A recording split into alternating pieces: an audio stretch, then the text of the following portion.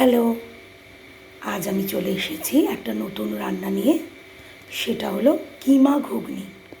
রান্নাটা খুবই সহজ কিন্তু খুব টেস্টি। চলুন শুরু করা যাক রান্নাটা। প্রথমে আমি কড়াতে শুকনো লঙ্কা আর জিরে ফোড়ন, সর্ষের তেল গরম করে দিয়ে দিয়েছিলাম।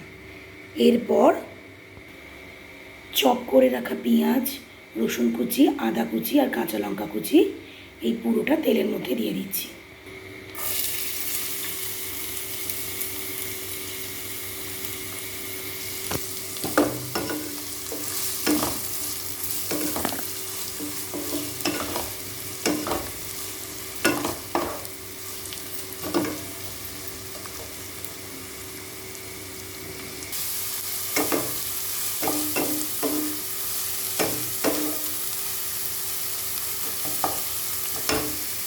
পেঁয়াজটা একটু ভাজা হয়ে গেলে আমি এর মধ্যে একটু নুন অ্যাড করে দেবো।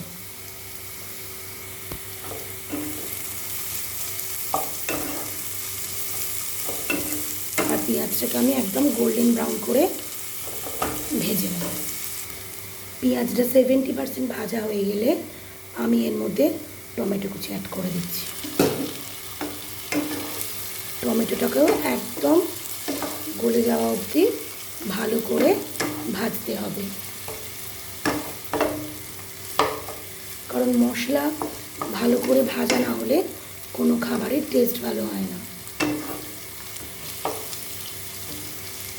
এই কষানো মশলাটা থেকে যখন একটা সুন্দর গন্ধ বেরোবে, তখন আমি এর মধ্যে হলুদ গুঁড়ো, লঙ্কা গুঁড়ো আর ধনে গুঁড়োর একটা পেস্ট করে নিয়েছি, সেটাকে অ্যাড করে দিচ্ছি।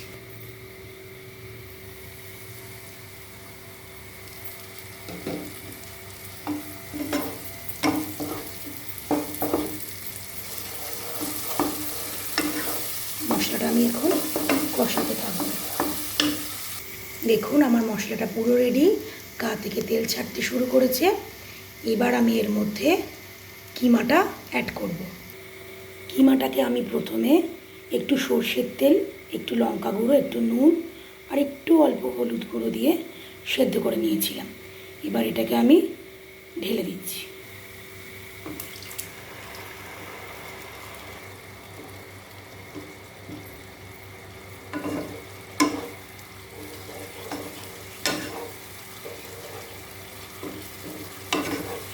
কিমাটাকে এই মশলার সাথে ভালো করে কষাতে থাকবো।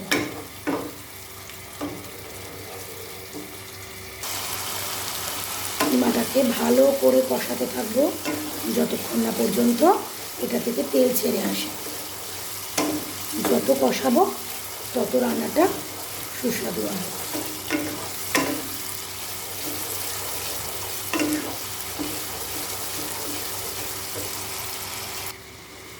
কিমাটা কষাতে কষাতে আমি এর মধ্যে ঘরে তৈরি করা অল্প পরিমাণে গরম মশলা অ্যাড করে দিচ্ছি।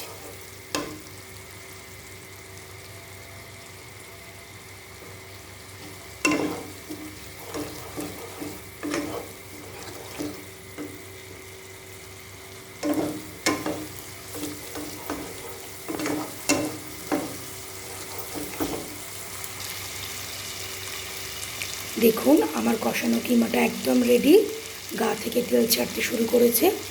এবার আমি এর মধ্যে মটর কড়াইটা অ্যাড করব। কড়াইটা আমি প্রথমে একটু লঙ্কা গুঁড়ো দিয়ে সেদ্ধ করে নিয়েছিলাম।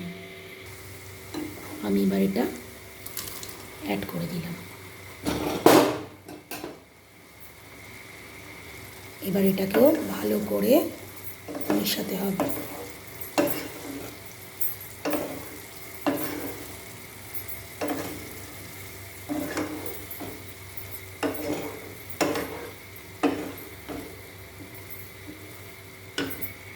আমি এখন এখানে আরেকটু নুন অ্যাড করছি। নুনটা ভালো করে মিশিয়ে নেব।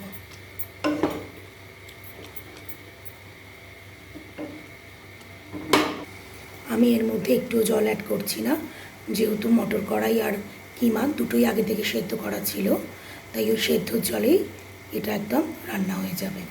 এটা খানিকক্ষণ ওয়েট করব, তারপরে এটা রেডি হয়ে যাবে। আমি 3 থেকে 4 মিনিটের জন্য এটা একটু চাপা দিয়ে রান্না করছি। রান্না একদম রেডি।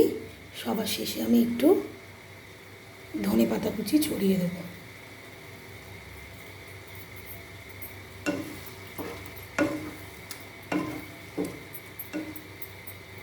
এবার এটা সার্ভ করার পালা। এই টেস্টি রান্নাটা আমার সার্ভ করা হয়ে গেছে। এটা রুটি, পরোটা বা ব্রেডের সাথে খাওয়া যেতে পারে। রান্নাটা যদি আপনাদের পছন্দ হয়ে থাকে তাহলে একটা লাইক করে দেবেন, আর প্লিজ পাশে থাকার জন্য একটা সাবস্ক্রাইব করে দেবেন। নমস্কার।